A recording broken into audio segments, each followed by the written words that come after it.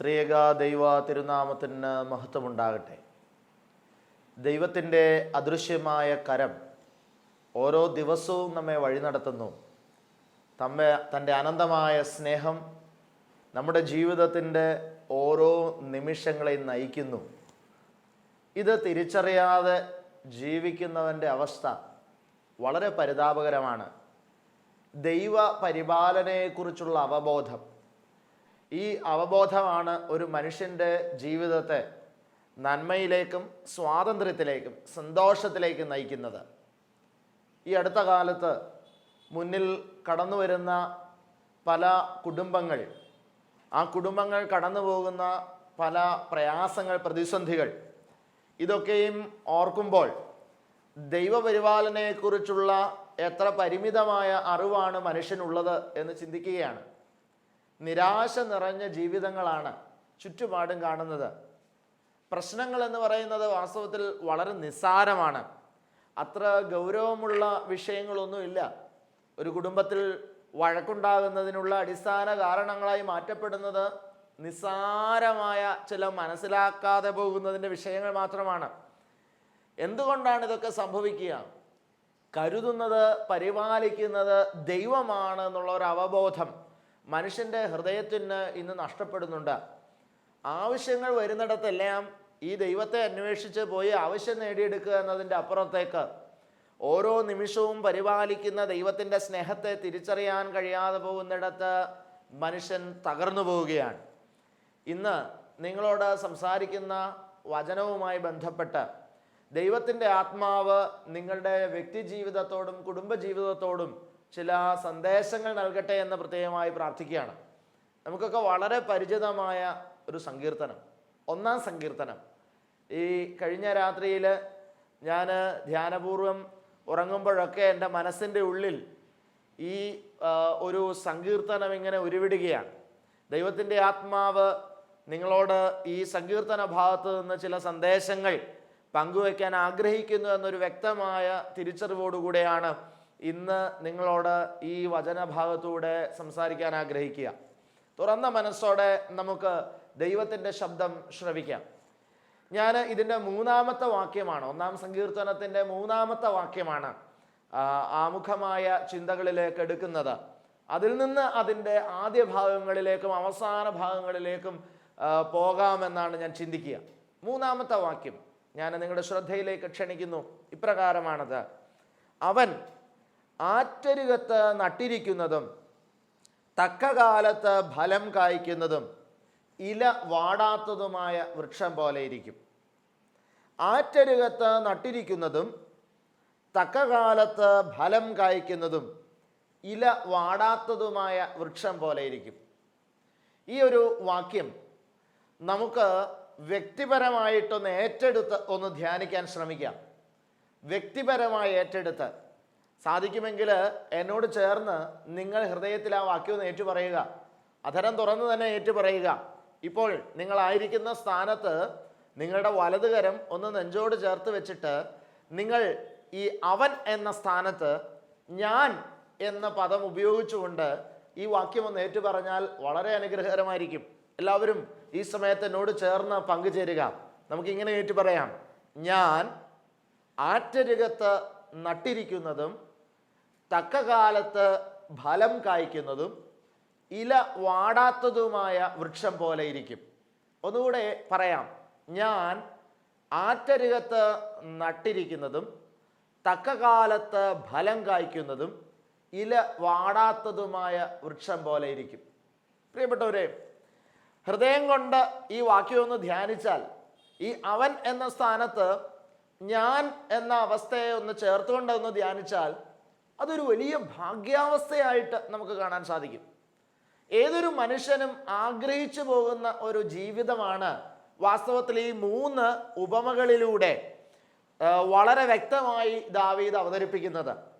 ആറ്റരുകത്ത് നട്ടിരിക്കുന്നതും തക്ക കാലത്ത് ഫലം കായ്ക്കുന്നതും ഇല വാടാത്തതുമായ വൃക്ഷം. പ്രിയപ്പെട്ടവരെ, ഓരോന്നോരോന്നായി നമുക്കൊന്ന് നോക്കാം. ആറ്റരുകത്ത് നട്ടിരിക്കുന്ന വൃക്ഷം എന്താണ്? ഈ ആറിൻ്റെ അരികത്ത് നട്ടിരിക്കുന്ന വൃക്ഷത്തിൻ്റെ ഒരു പ്രത്യേകത, നമുക്കറിയാം ആറിൻ്റെ അരികത്ത് നട്ടിരിക്കുന്ന വൃക്ഷത്തിന് നല്ല കരുത്തുണ്ടാകും, നല്ല ഉറപ്പുണ്ടാകും എന്നതാണ് ആറ്റരികത്ത് നട്ടിരിക്കുന്ന വൃക്ഷത്തിൻ്റെ ഒരു പ്രത്യേകത എന്നത്. കാരണം അതിനെ പ്രൊട്ടക്റ്റ് ചെയ്യാനായിട്ട്, നല്ല കാറ്റിൽ നിന്ന് ഈ മരം മറഞ്ഞു വീഴാതെ അതിനെ സംരക്ഷിക്കാനായിട്ട് ചുറ്റും മറ്റു മരങ്ങളുടെ സംരക്ഷണ വലയമില്ല എന്നതാണ് ആറ്റരികത്ത് നട്ടിരിക്കുന്ന വൃക്ഷത്തിൻ്റെ ഒരു പ്രത്യേകത. ചുറ്റും മറ്റു വൃക്ഷങ്ങളുടെ സംരക്ഷണ വലയമില്ല. ആറ് എന്ന് പറയുമ്പോൾ നമുക്കറിയാം, ആറ് ഇങ്ങനെ മണ്ണോട് ചേർന്ന് ഒഴുകുന്ന ഒരു അനുഭവമാണ്. ആറിന് നടുക്ക് അതിൻ്റെ മുകൾ ഭാഗം എന്ന് പറയുന്നത് വളരെ തുറസായ ഒരു പ്രതലമാണ്. കാറ്റ് വളരെ വേഗത്തിൽ വീശിയടിക്കുന്ന, തടസ്സങ്ങളൊന്നും കൂടാതെ കാറ്റ് വീശിയടിക്കുന്ന ഒരു അനുഭവമാണുള്ളത്. ആറിന് മുകളിലൂടെ ഒരു തടസ്സവും കൂടാതെ വളരെ ശക്തമായി കാറ്റ് അതിൻ്റെ പൂർണ്ണ ശക്തിയിൽ ആഞ്ഞടിക്കുന്ന ഒരു അനുഭവം ഉണ്ടാവും. അപ്രകാരം ആഞ്ഞടിക്കുമ്പോൾ എന്ത് സംഭവിക്കുന്നു? അതിൻ്റെ ഈ ആറിൻ്റെ കരയിൽ നിൽക്കുന്ന വൃക്ഷങ്ങളൊക്കെയും ഈ കാറ്റ് നേരിട്ട് വന്ന് തന്നിലേക്ക് അടിച്ച് അതിനെ ഉലച്ചു കളയുന്ന ഒരനുഭവം ഉണ്ടാകുന്നു. അതുകൊണ്ട് തന്നെ എന്ത് സംഭവിക്കുന്നു? ഈ ആറിൻ്റെ അരികത്ത് നടപ്പെട്ടിരിക്കുന്ന വൃക്ഷം അതിൻ്റെ കരുത്ത്, അതിൻ്റെ വേരുകളുടെ കരുത്ത്, അതിൻ്റെ തണ്ടിൻ്റെ കരുത്ത് പറയുന്നത് വളരെ സ്ട്രോങ് ആണ്. കാലങ്ങളായി നല്ല കാറ്റും നല്ല മഴയുമൊക്കെ തടസ്സം കൂടാതെ നേരിട്ടടിച്ച് ആ വൃക്ഷം അതിൻ്റെ പ്രതലം, അതിൻ്റെ തടി എന്ന് പറയുന്നത് വളരെ സ്ട്രോങ് ആയിട്ടുള്ള കരുത്തുള്ള തടിയാണ്. നല്ല ഫർണിച്ചറൊക്കെ ഉണ്ടാക്കാനായിട്ട് ആറിൻ്റെ അരികത്ത് നട്ടിരിക്കുന്ന വൃക്ഷങ്ങളുടെ തടി വളരെ മെച്ചമാണെന്നാണ് പറയുക. കാരണം വളരെ ഉറപ്പുള്ളതാണ്. കാറ്റും മഴയും ഒക്കെ നേരിട്ടടിച്ചിട്ടും ചങ്കൂറ്റത്തോടെ, നെഞ്ചുറപ്പോടെ അതിനെയൊക്കെ നേരിട്ട് അതിനെ അതിജീവിക്കാനുള്ള കരുത്ത് സമ്പാദിച്ചതാണ് ആറിൻ്റെ അരികത്ത് നടപ്പെട്ട വൃക്ഷത്തിൻ്റെ ആ ഒരു തായ്തണ്ട് എന്ന് പറയുന്നത്. പ്രിയപ്പെട്ടവരെ, ഒരു മനുഷ്യൻ അല്ലെങ്കിൽ ഞാൻ അങ്ങനെ ആയിരുന്നെങ്കിൽ എന്ന് നാം ഓരോരുത്തരും ചിന്തിക്കേണ്ടതുണ്ട്. ഏതൊരു കൊടിയ കാറ്റ് കടന്നു വന്നാലും, ഏതൊരു വലിയ പ്രതിസന്ധി കടന്നു വന്നാലും അതിൻ്റെ നടുക്ക് നെഞ്ചു വിരിച്ചു നിൽക്കുന്ന ഒരു മനുഷ്യൻ്റെ മനോഭാവം, ഒരു മനുഷ്യൻ്റെ സ്വഭാവം നമുക്കുണ്ടെങ്കിൽ എത്ര ഭാഗ്യകരമാണ് പ്രിയപ്പെട്ടവരെ. ഇന്നത്തെ കാലത്തെ മനുഷ്യന് ഇപ്രകാരം ജീവിതത്തിൻ്റെ പ്രതിസന്ധികളുടെ നടുക്ക് നെഞ്ചു വിരിച്ചു നിൽക്കാനുള്ളൊരു മനക്കരുത്തില്ല എന്നതാണ് ഏറ്റവും സങ്കടകരമായൊരു വസ്തുത. ജീവിതത്തിൻ്റെ പ്രശ്നങ്ങളുടെയും പ്രയാസങ്ങളുടെയും പ്രതിസന്ധികളുടെയും നടുവിൽ നെഞ്ചു വിരിച്ച് മനക്കരുത്തോടെ നിൽക്കാൻ കഴിഞ്ഞാൽ അത് ജീവിതത്തിൻ്റെ ഏറ്റവും വലിയൊരു ഭാഗ്യാവസ്ഥയാണ്. പക്ഷേ ഇന്നത്തെ മനുഷ്യൻ എന്താ ആഗ്രഹിക്കുക? തനിക്ക് ചുറ്റും സംരക്ഷണ വലയങ്ങൾ വേണമെന്നാണ് അവൻ ആഗ്രഹിക്കുക. തനിക്ക് ചുറ്റും തന്നെ പ്രൊട്ടക്റ്റ് ചെയ്ത് നിൽക്കുന്ന ഘടകങ്ങൾ വേണമെന്നാണ് അവൻ ആഗ്രഹിക്കുക. പ്രിയപ്പെട്ടവരെ, ഇവിടെ മനുഷ്യൻ തകർന്നു പോവുകയാണെന്നുള്ളതാണ്. ആ സംരക്ഷണ കവചം നഷ്ടപ്പെടുന്നിടത്ത് അവൻ തകർന്നു പോകുന്നു എന്നുള്ളതാണ്. വാസ്തവത്തിൽ ആരാണ് ഇവന് കവചമാകേണ്ടത്? ഇവന് കവചമാകേണ്ടത് ദൈവമാണ്. ക്രിസ്തു കവചമായിട്ടുണ്ട് എങ്കിൽ പ്രശ്നമില്ലെന്നതാണ് സത്യം. എന്നാൽ ക്രിസ്തുവിനെ അല്ല ഇവൻ തനിക്ക് ചുറ്റും കവചമായി ആഗ്രഹിക്കുക.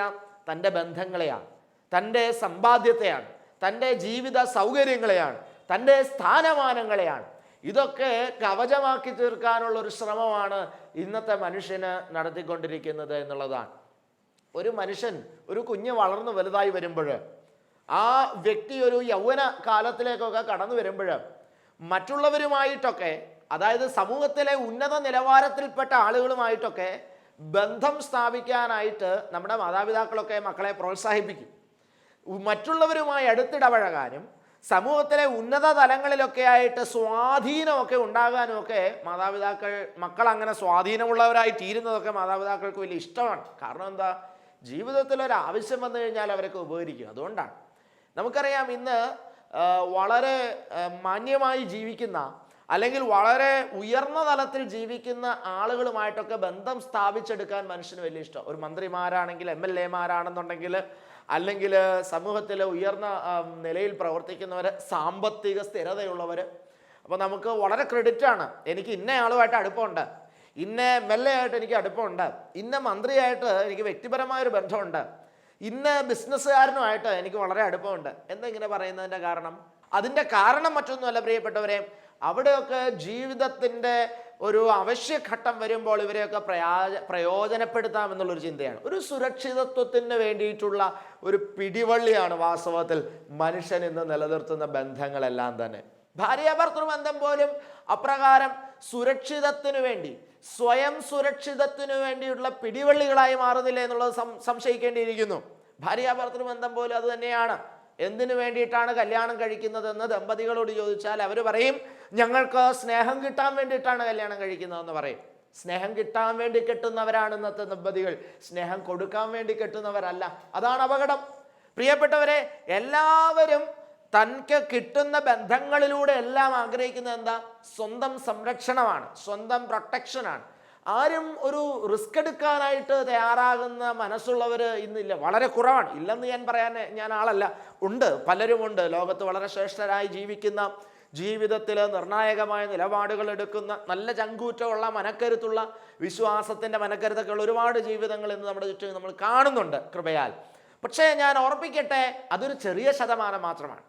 എന്തുകൊണ്ട്? ഇപ്പം എന്നെ കേൾക്കുന്ന സഹോദര സഹോദരി, നിങ്ങൾ ചിന്തിക്കുക, നിങ്ങളുടെ ജീവിതത്തിന് നിങ്ങൾ ഒരു സുരക്ഷിതത്വം പ്രതീക്ഷിക്കുന്നത് ആരിൽ നിന്നാണ്?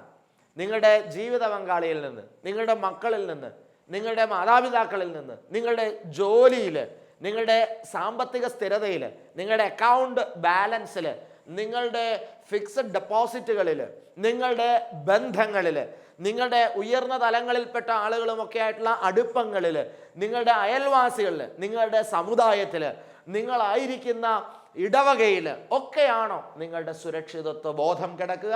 നിങ്ങളുടെ ആരോഗ്യം, നിങ്ങളുടെ അടുത്ത് കിടക്കുന്ന ഹോസ്പിറ്റലുകളിൽ, ഇന്ന് ഒരു ഹോസ്പിറ്റൽ അടുത്തുണ്ട് എങ്കിൽ ആളുകൾ ആ ഹോസ്പിറ്റലിനോട് ചേർന്ന് ഒരു ഹൗസിംഗ് സെൻറ്റർ ഡെവലപ്പ് ചെയ്യും. വീടുകൾ വെച്ച് താമസിക്കാൻ മനുഷ്യന് ഇഷ്ടമാണ്. ഹോസ്പിറ്റൽ ഉള്ളതിൻ്റെ ഏകദേശ പ്രദേശങ്ങളിലൊക്കെ മനുഷ്യൻ വന്ന് അത്യാവശ്യം വീടുകൾ വെച്ച് താമസിക്കും. കാരണം എന്താണ്? കാരണം തൊട്ടടുത്തൊരു ആശുപത്രിയുണ്ട്, ഒരു അത്യാവശ്യം വന്നാൽ പോകാം. വാസ്തവത്തിൽ ഇതൊക്കെ മനുഷ്യൻ്റെ സുരക്ഷിതത്വത്തിന് വേണ്ടി മനുഷ്യൻ്റെ മനസ്സ് നടത്തുന്ന ശ്രമങ്ങളാണ്.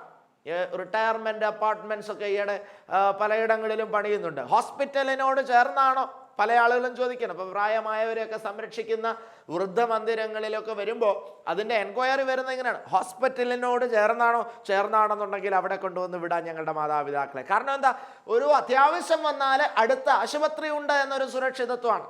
പ്രിയപ്പെട്ടവരെ, ഇങ്ങനെ ജീവിതത്തിൽ താൻ നിൽക്കുന്നതിൻ്റെ ചുറ്റും ഒരു സുരക്ഷിതത്വത്തിൻ്റെ സംരക്ഷണം ചേർക്കുകയാണ്. എന്തുകൊണ്ടാണ്? നമുക്കറിയാം, ആളുകളൊക്കെ ഒത്തിരി പോളിസികളൊക്കെ എടുക്കുന്നുണ്ട്, ഇൻഷുറൻസ് പോളിസികളൊക്കെ എടുക്കുന്നുണ്ട് ആളുകൾ. എന്താണ് ഇവിടെയൊക്കെ ലക്ഷ്യം വെക്കുക? സുരക്ഷിതത്വമാണ്. ഇന്നത്തെ പരസ്യങ്ങളെല്ലാം നമ്മൾ ശ്രദ്ധിച്ചാൽ അറിയാം, ഈ പരസ്യങ്ങളിലെല്ലാം നമ്മൾ കാണുന്നത് സുരക്ഷിതത്വത്തിൻ്റെ ആഹ്വാനങ്ങളാണ്. വാസ്തവത്തിൽ സോപ്പ് തേച്ച് കുളിക്കുന്നതിൻ്റെ പരസ്യം എടുക്കുന്നിടത്ത് പോലും പറയുന്നത് പ്രൊട്ടക്ഷനാണ്, സംരക്ഷണമാണ്, സുരക്ഷിതത്വമാണ്. അതുപോലെ തന്നെ കഴിക്കുന്ന ഭക്ഷണ പദാർത്ഥങ്ങളുടെ പരസ്യങ്ങൾ എടുത്താൽ അറിയാം, അവിടെയും സുരക്ഷിതത്വത്തിൻ്റെ വാക്കുകളാണ്. വസ്ത്രത്തിൻ്റെ പരസ്യം എടുത്താൽ അറിയാം, അവിടെയും സുരക്ഷിതത്വത്തിൻ്റെ വാക്കുകൾ പറയാം. എന്തുകൊണ്ടാണ് ഈ വാക്കുകൾ കൂടുതൽ ഉപയോഗിക്കുക? കാരണം മനുഷ്യൻ ഏറ്റവും കൂടുതൽ ആശങ്കാകുലനാകുന്നത് ഈ സുരക്ഷിതത്വമാണ്. എന്നാൽ ആറ്റരുക് നട്ടിരിക്കുന്ന വൃക്ഷത്തിൻ്റെ പ്രത്യേകത മറ്റ് ചുറ്റുപാടുകളുടെ സുരക്ഷിതത്വം അതിന് തീരെയില്ലെന്നുള്ളതാണ്. അത് സ്വന്തമായി തൻ്റെ വ്യക്തിത്വം കൊണ്ട്, തൻ്റെ നിലനിൽപ്പ് കൊണ്ട്, താൻ ഇത്ര കാലം നേരിട്ട ആ ജീവിതത്തിലേക്ക്, തന്നിലേക്ക് നേരിട്ടടിച്ച ആ കാറ്റും കോളും നിറഞ്ഞ അന്തരീക്ഷത്തിൻ്റെ നടുവിൽ അത് സ്വയം പടുത്തുയർത്തിയ നെഞ്ചുറപ്പോടെ നിലനിൽക്കുന്ന ഒരു വ്യക്തിത്വവും ഒരു അസ്തിത്വവും ആറ്റരുകത്ത് നട്ടിരിക്കുന്ന വൃക്ഷത്തിനുണ്ടെന്നുള്ളതാണ്. ഞാൻ ജീവിക്കുന്ന ചുറ്റും ആശുപത്രികളില്ലാതിരിക്കട്ടെ, ഞാൻ ജീവിക്കുന്നതിൻ്റെ ചുറ്റും എന്നെ സംരക്ഷിക്കുന്ന കവചങ്ങളോ വലയങ്ങളോ ഇല്ലാതിരിക്കട്ടെ, അതിൻ്റെ നടുക്ക് നെഞ്ചുറപ്പോടെ നിൽക്കാനുള്ള മനക്കരുത്തുണ്ടാകുന്ന എവിടെയാണ്? ദൈവപരിപാലനയെക്കുറിച്ചുള്ള തിരിച്ചറിവുള്ളിടത്ത് മാത്രമാണ്. അതുകൊണ്ടാണ് ഞാൻ ഇതിൻ്റെ തുടക്കത്തിൽ അങ്ങനെ പറഞ്ഞു തുടങ്ങിയത്. ദൈവപരിപാലനയെക്കുറിച്ചുള്ള തിരിച്ചറിവ്, എന്നെ പരിപാലിക്കുന്നത് ദൈവമാണെന്നുള്ള തിരിച്ചറിവ്. ഞാൻ ഒന്ന് ചോദിക്കട്ടെ പ്രിയപ്പെട്ടവരെ, എത്ര മൾട്ടി സ്പെഷ്യാലിറ്റി, സൂപ്പർ സ്പെഷ്യാലിറ്റി ഹോസ്പിറ്റലിൻ്റെ അടുത്ത് ഞാൻ വീട് വെച്ച് താമസിച്ചാലും മരണം എന്ന് പറയുന്നത് എന്നെ തേടി വരുമ്പോൾ ഞാൻ മരിച്ചിരിക്കും. ആ കാര്യത്തിന് സംശയമൊന്നുമില്ല. പ്രിയപ്പെട്ടവരെ, മരണം അതിൻ്റെ സമയമാകുമ്പോൾ എൻ്റെ ജീവിതത്തിലേക്ക് കടന്നു വരും. ഞാൻ എത്ര വലിയ ഹോസ്പിറ്റലിൽ എത്ര പ്രഗത്ഭന്മാരായ വൈദ്യന്മാരുടെ ഉള്ളം കയ്യിലാണ് ഇരിക്കുന്നതെങ്കിലും മരിക്കേണ്ട സമയത്ത് ഞാൻ മരിക്കുക തന്നെ ചെയ്യും. അതിനൊരു സംശയമില്ല. ഹോസ്പിറ്റലിൻ്റെ അടുത്ത് കിടക്കുന്നവർ മരിക്കാതിരിക്കുന്നുണ്ടോ? ഹോസ്പിറ്റലിൻ്റെ അകത്ത് കയറിയവർ മരിക്കാതിരിക്കുന്നുണ്ടോ?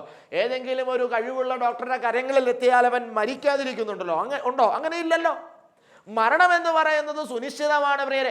അപ്പോൾ ഭൂമിയിലെ സുരക്ഷിതത്വത്തിനുള്ള അന്വേഷണങ്ങൾ ഒന്നും തന്നെ മനുഷ്യന് ശാശ്വതമല്ല എന്നൊരു തിരിച്ചറിവ് നമുക്കുണ്ടാകേണ്ടതുണ്ട്.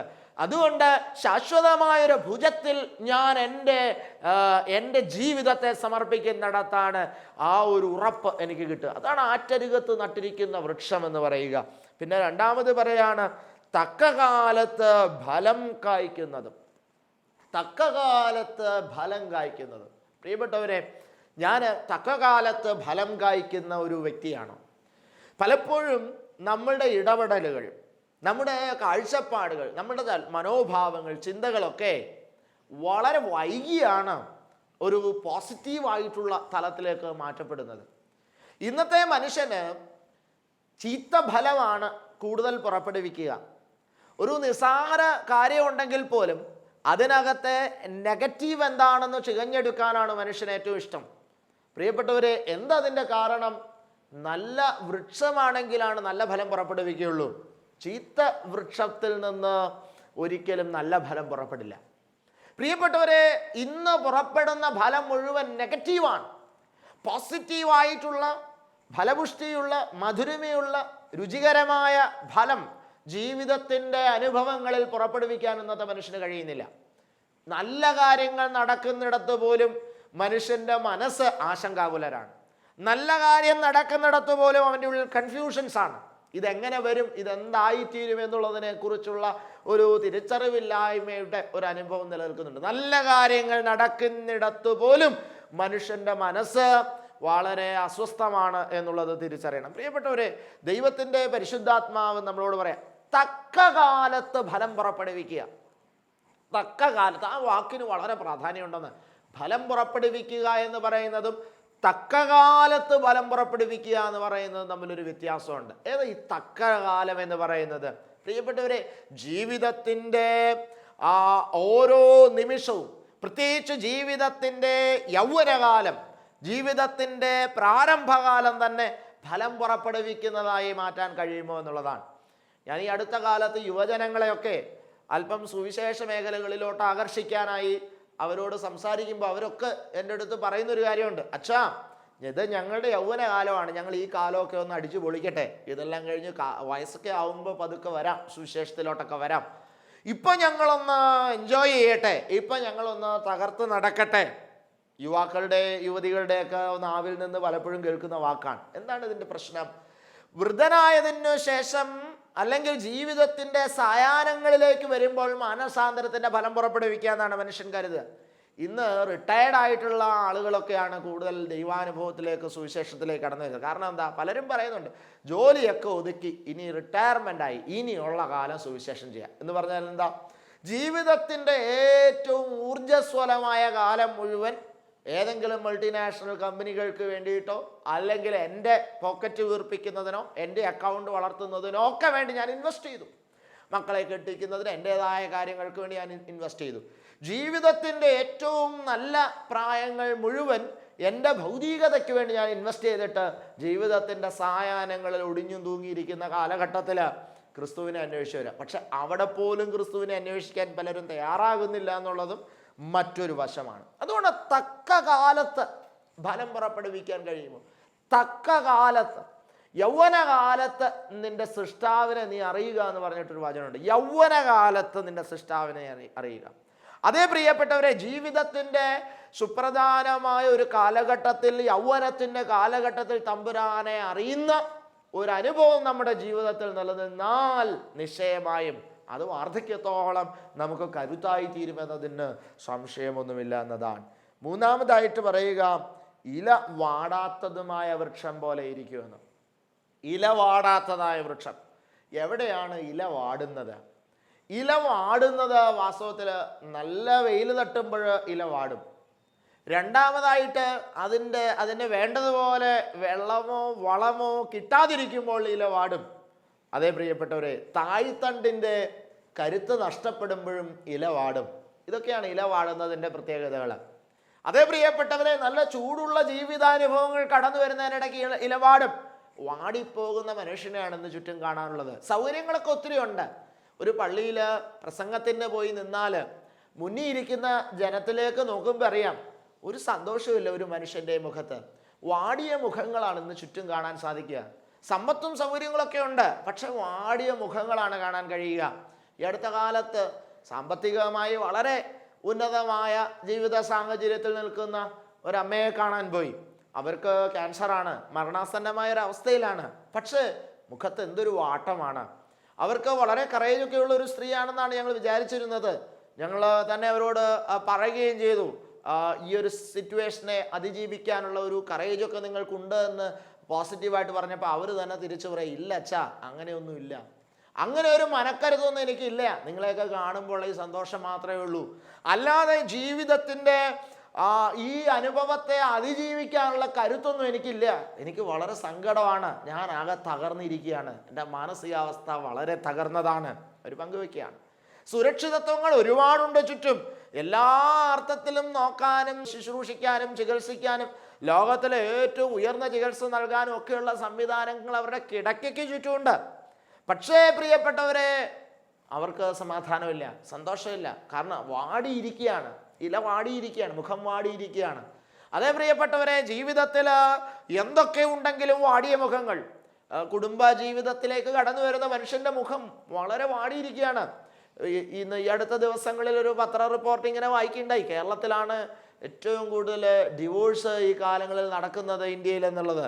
പ്രിയപ്പെട്ടവരെ, അപ്പോൾ ഇല വാടുന്നതായിട്ടുള്ള ഒരനുഭവം നമുക്കുണ്ട്. വാട്ടപ്പെട്ട മുഖങ്ങളുള്ള മനുഷ്യൻ, ജീവിതത്തിൻ്റെ എല്ലാ അനുഭവങ്ങളിലും വാടി തളർന്നഴിയ, ഒരു എനർജി ഇല്ല, ഒരു പോസിറ്റീവ് തിങ്കിങ് ഇല്ല, ജീവിതത്തിൻ്റെ എല്ലാ മേഖലകളിലും വാടി തകർന്ന് കഴിയുന്ന വ്യക്തിത്വമാണോ നിങ്ങൾ? ദൈവത്തിൻ്റെ ആത്മാവ് വളരെ വ്യക്തമായി നിങ്ങളോടൊന്ന് സംസാരിക്കുന്നു. ഇല വാടാത്ത ഒരനുഭവം, ജീവിതത്തിൽ എന്തു വന്നാലും വാടിപ്പോകാത്തൊരനുഭവം നിങ്ങൾക്ക് കിട്ടാൻ ആഗ്രഹമില്ലേ? ആറ്റരുകത്ത് നട്ടിരിക്കുന്നതും തക്ക കാലത്ത് ഫലം കായ്ക്കുന്നതും ഇല വാടാത്തതുമായ ഒരു വ്യക്തിത്വമായി ഞാൻ മാറണമെങ്കിൽ എന്ത് സംഭവിക്കണമെന്നാണ് ഈ വചനത്തിൻ്റെ ഒന്നാം ഭാഗം. അങ്ങനെ നമുക്ക് സംഭവിക്കാത്തത് എന്തുകൊണ്ട്? അതേ പ്രിയപ്പെട്ടവരെ, ആറ്റരികത്ത് നടപ്പെട്ട വൃക്ഷം പോലെ കരുത്തുള്ള ഒരു വ്യക്തിത്വമായി ഞാൻ മാറാത്തത് എന്തുകൊണ്ട്? തക്ക കാലത്തിന് നിന്ന് ഫലം പുറപ്പെടാത്തത് എന്തുകൊണ്ട്? അതുപോലെ തന്നെ ഇല വാടാത്ത ഒരു വൃക്ഷമായിട്ട് നമ്മൾ മാറാത്തത് എന്തുകൊണ്ട്? അതിൻ്റെ കാരണമാണ് ഇതിൻ്റെ ആദ്യ ഭാഗങ്ങൾ പറയുക. ഇങ്ങനെയൊക്കെ പറ്റണമെങ്കിൽ എന്ത് സംഭവിക്കണം? ദുഷ്ടന്മാരുടെ ആലോചന പ്രകാരം നീ നടക്കരുത്, പാപികളുടെ വഴിയിൽ നീ നിൽക്കരുത്, പരിഹാസികളുടെ ഇരിപ്പിടത്തിൽ നീ ഇരിക്കരുത്, യഹോവയുടെ ന്യായപ്രമാണത്തിൽ സന്തോഷിച്ച് അവൻ്റെ ന്യായപ്രമാണത്തെ രാപകൽ ധ്യാനിക്കുന്നവൻ ഭാഗ്യവാൻ. അതേ പ്രിയപ്പെട്ടവരെ, ദൈവവചനമനുസരിച്ച് ജീവിക്കുന്നതിന് മാത്രമാണ് ഈ 3 അനുഭവങ്ങൾ സ്വന്തമാവുകയുള്ളൂ. തൻ്റെ ന്യായപ്രമാണത്തെ ധ്യാനിച്ച് ജീവിക്കുന്ന, അതനുസരിച്ച് പാലിച്ച് ജീവിക്കുന്ന വ്യക്തികൾക്ക് മാത്രമാണ് ഈ പറഞ്ഞ 3 അനുഭവങ്ങൾ സാധിക്കത്തുള്ളൂ. ആറ്റരുകത്ത് നട്ടിരിക്കുന്ന വൃക്ഷം പോലെ, തക്ക കാലത്ത് ഫലം കായ്ക്കുന്ന വൃക്ഷം പോലെ, ഇല വാടാത്തതായ വൃക്ഷം പോലെ ഇരിക്കുന്ന ഒരു അനുഭവം. ദൈവത്തിൻ്റെ പരിശുദ്ധാത്മാവ് നമ്മളെ അതിനുവേണ്ടി ക്ഷണിക്കുക. ദൈവത്തിൻ്റെ ന്യായപ്രമാണങ്ങൾ, അതായത് യേശുവിൻ്റെ കൽപ്പനകൾ, ദൈവവചനം നമ്മുടെ മുന്നിൽ വെച്ചിരിക്കുന്ന കൽപ്പനകൾ ഓരോന്നും വ്യക്തമായി അനുസരിച്ചുകൊണ്ട് ആ ദൈവകൽപ്പനയെ സ്വന്തമാക്കി ജീവിക്കാൻ ദൈവത്തിൻ്റെ പരിശുദ്ധാത്മാവ് നമ്മളെ ക്ഷണിക്കുന്നതെന്ന്. ദൈവത്തിൻ്റെ പരിശുദ്ധാത്മാവ് ആയതിനെ നമ്മളെ സഹായിക്കട്ടെ എന്ന് ആശംസിച്ചുകൊണ്ട് എൻ്റെ വാക്കുകൾ അവസാനിപ്പിക്കുന്ന ഒരു നിമിഷം നമുക്ക് പ്രാർത്ഥിക്കാം. കരുണാസമ്പന്നനായ കർത്താവെ, കേൾപ്പിച്ച ജീവൻ്റെ വചനങ്ങൾക്കായി നന്ദിയോടെ അങ്ങ് സ്തുതിക്കുന്നു. തമ്പുരാനെ, അവിടുന്ന് വ്യക്തിപരമായി ഞങ്ങളോട് സംസാരിച്ചല്ലോ. ഞങ്ങളുടെ ജീവിതത്തിൻ്റെ കുറവുകളും ബലഹീനതകളും എല്ലാം അങ്ങേക്ക് നന്നായി അറിയാമല്ലോ. തമ്പുരാനെ, ഞങ്ങളെ അവിടുന്ന് വിശുദ്ധീകരിക്കണമേ, ഞങ്ങളെ അവിടുന്ന് കഴുകണമേ, അവിടുത്തെ സ്വർഗീയ സമാധാനം ഞങ്ങളുടെ ഹൃദയങ്ങളിൽ നിറയ്ക്കണമേ. അറ്റരുകത്ത് നട്ടിരിക്കുന്നതും തക്ക കാലത്ത് ഫലം കായ്ക്കുന്നതും ഇല വാടാത്തതുമായ വൃക്ഷം പോലെ ഞങ്ങളുടെ ജീവിതങ്ങളെ അവിടുന്ന് രൂപാന്തരപ്പെടുത്തണമേ. പരിശുദ്ധ മാതാവേ, വിശുദ്ധന്മാരെ, പിതാക്കന്മാരെ, ഞങ്ങളെല്ലാവർക്കും വേണ്ടി പ്രാർത്ഥിക്കണമേ. പിതാവിൻ്റെയും പുത്രൻ്റെയും പരിശുദ്ധാത്മാവിൻ്റെയും നാമത്തിൽ തന്നെ ആമേൻ.